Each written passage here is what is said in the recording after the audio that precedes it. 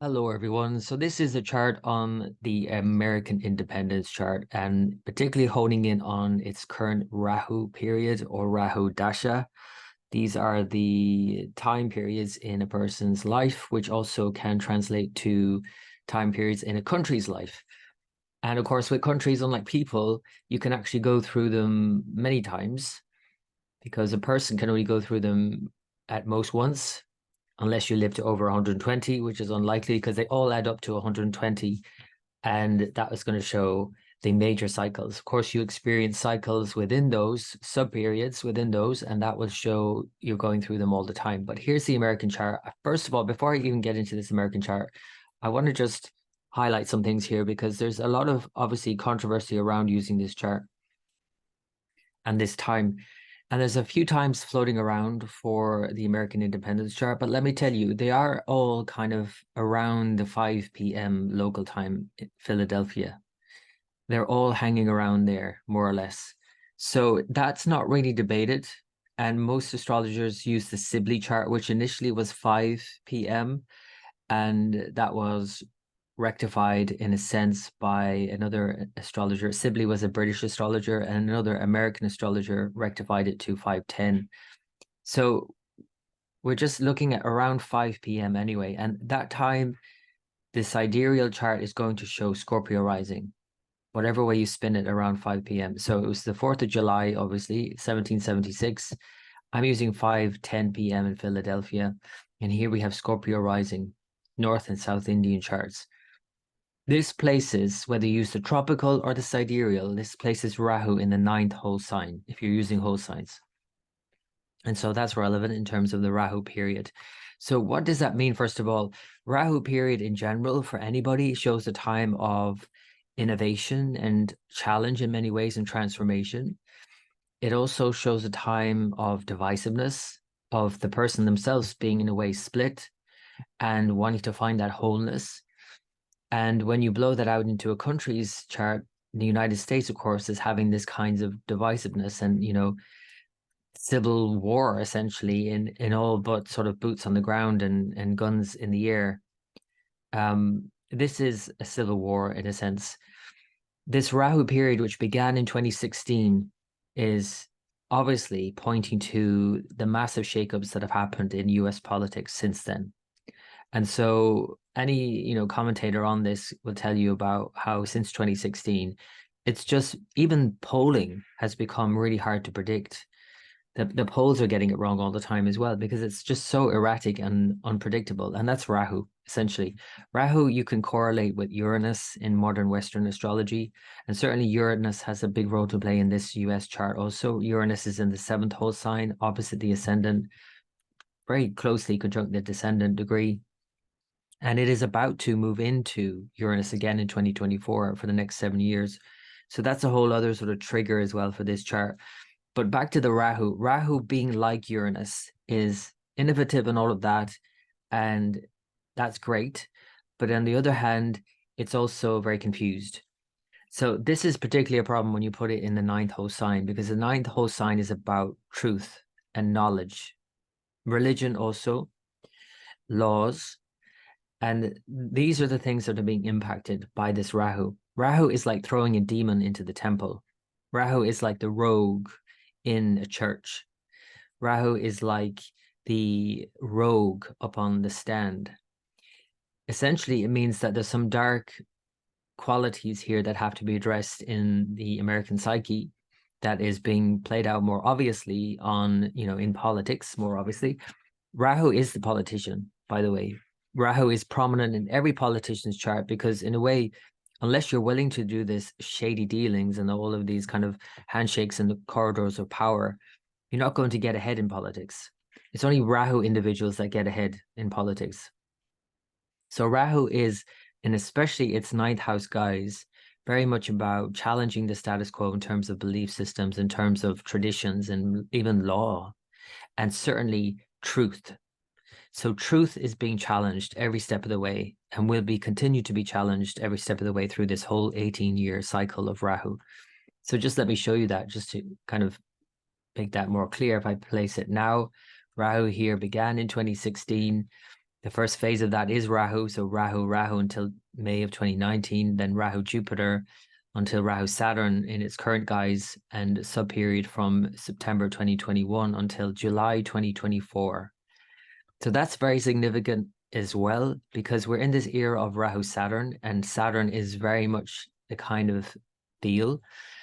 Joe Biden is, typifying that in many ways. And he is, a Saturn-like individual. He is an older man, of course. He is slowing down. He's cognitively challenged. This is very much a Saturn type of feel. He suits the zeitgeist of the country right now. But that's going to shift completely in July of 2024 when Mercury kicks in. So Rahu Mercury is like going from Saturn first gear to Mercury fifth gear, essentially. This is going to really shake it up in a big way.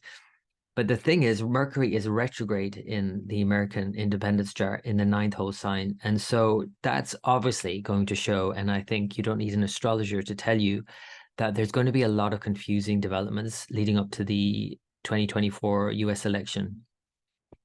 Rahu Mercury together in the same sign in Cancer, in a very emotive, emotional sign, retrograde, and so therefore behaving like each other in a way. When Mercury's retrograde, as any planet, when they're retrograde, they behave more like Rahu, which is traditionally always retrograde.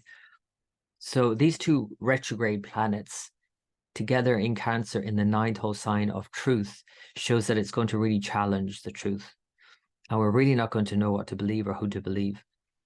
Another thing that you can do, a technique, is to look at both planets from each other and see how we can see the main impact of the whole period. And so because they're together, you don't count from one to the other in a sense. You're counting to the same place. You count to the opposite sign. So from Cancer, you count to Capricorn, which is the third house sign. And third house is very much about fighting.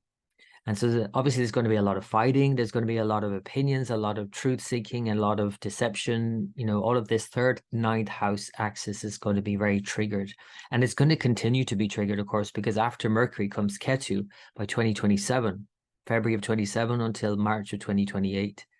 That year of Rahu Ketu, third and ninth house, is definitely going to be the sort of crux of the whole issue around this truth seeking and hoodwinking and this lack of clarity and challenge to the status quo and tradition and laws even. So laws are definitely going to be challenged here. I mean, the fact that we're in a situation where the president, one of the candidates for the president of the United States, is being indicted and could even face prison, jail time, and yet still could run the country. The fact that that's even a possibility is highlighting this sort of Rahu, Mercury in the ninth house kind of scenario. And then as it goes to Ketu, as I said, in the third house, and Ketu is with Pluto, which is returned to where it was during the American independence, 250 years later or so, from 1776, we're nearly upon that period then. Again, this exact Pluto return actually happens 3 times in 2024 in the third house. So it's very much about fighting. Now, whether that's mean fighting on a global stage as well and sort of being more active in the Middle East and so on, that will remain to be seen, of course. But I just want to say that historically, even just taking in Uranus into account, the fact that Uranus is returning after 84 years. So we've got 2 returns going on simultaneously. We've got Pluto returning to Capricorn after 250 or so years. We've got Uranus returning to Taurus after 84 years. And every time Uranus has been in Taurus, the US has been in war, whether it's infighting with civil war or it's been in wars or the war itself of independence in 1776. Uranus in Taurus has meant war. And so it's returning here again from 2024 for the next 7 years. So it does look like all of this confusion and challenge to truth and, the kind of propaganda of war and all of that, is likely to play out in the next few years. So this Rahu period overall from 2016 right up until 2034, and at which point I think we are going to have seen a world war. And I think we are seeing a world war, to be quite honest.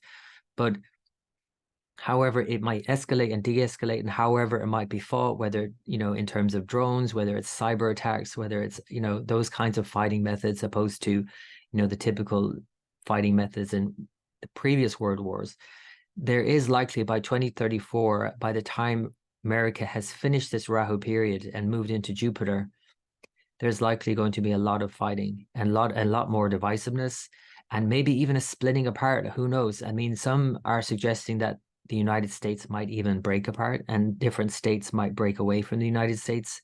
I don't know if that's the case, but it certainly would reflect this Rahu period overall. So it's going to be very interesting in the coming years. I mean, especially even when you think about the beginning of the 2030s, when it's Rahu Mars, the very tail end of this Rahu period, which is a very volatile period. Rahu Mars in the 8th house, you know, that is a challenge. That is, for me, screaming war. Because at that time as well, if we take into account the transits at the time, they all look very warlike by 2030. Even by 2029, but 2030 certainly, 2031 and 2032, that all seems very warlike.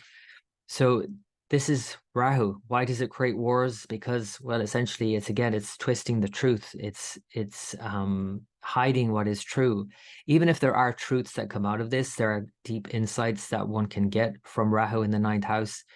Even if you get those, you tend to run with them. And this is what individuals do all the time. When Rahu influences the 9th house, somebody has great insights and that's great. But then they often run with it and exaggerate it to the point where it becomes, you know, it's no longer true at some point. It's kind of like conspiracy theories. Conspiracy theories have a lot going for them because they have a grain of truth there. But then you take that grain of truth and you mix it in with a lot of untruths. And then you've got a lot of you've got conspiracy theories essentially. And then you never know which conspiracy theories are true and which are not true because you're then always, you know, having to sift through all the untruths. So it really creates a very confusing time. And I really feel like from next summer, especially July of 2024, this Rahu Mercury period is going to create a lot of confusion.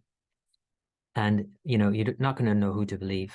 There's going to be a lot of back and forth. A lot of people even suggest that, you know, an election won't go ahead for some reason or other. You know, that wouldn't be that surprising to me, actually. Even though I think constitutionally you just have to have one. I think it's like you can't avoid it. I just don't think it's going to be yet again a straightforward election. And again, that has been the case since 2016, since this whole Rahu period began. So we shall see. That is my 2 cents on Rahu in the American chart. It is highly divisive and controversial, and it shakes things up, and it creates a lot of different ways of looking at things as well. And a lot of innovations will come out of this in many other ways, but a lot of untruths as well, unfortunately. And really questioning of the whole like moral fabric of the country, like what does the country stand for? And therefore, who is going to stand for the country? Who's going to lead the country into these next years? You know, one last thought I have about this is that it's just a hunch I have based on the astrology, is that it seems to me that if we're not going to see a major escalation into a world war, quote unquote, until the end of the decade, into the 2030s, then what candidate would be elected in 2024 to actually sort of assuage that for now? That's a thought. Just want to put it out there. What candidate would actually be in power for the next 4 years, 24 onwards, that would sort of halt America becoming involved in a world war, in a wider war? But then it's switching back again 4 years later, and then the candidate that comes in then, so I guess 2028, yeah, it will be, you know, the next one. That's just before I think world war is going to escalate by 29 and 2030. So it's that president, not this president now, but that president in 4 years later that is likely to take the US into war. So that's the question to ask. What president is going to sort of halt that for now, delay it for other reasons? Or perhaps it's not even about the president. Perhaps it's about other issues that are going on that halt a world war, that there are other issues to deal with, whether it's the economy or whatever it might be.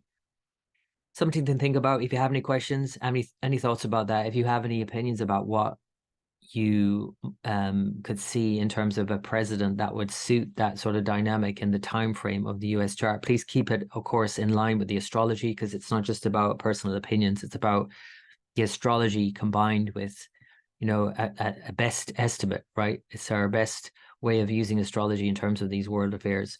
So I'd love to hear from you. Please post below any comments. Please like the video and share it with others. And so get the message out there about this period that's coming up. It's going to be a highly divisive, even more divisive period, I think, to come. Hope you enjoyed that. And until next time.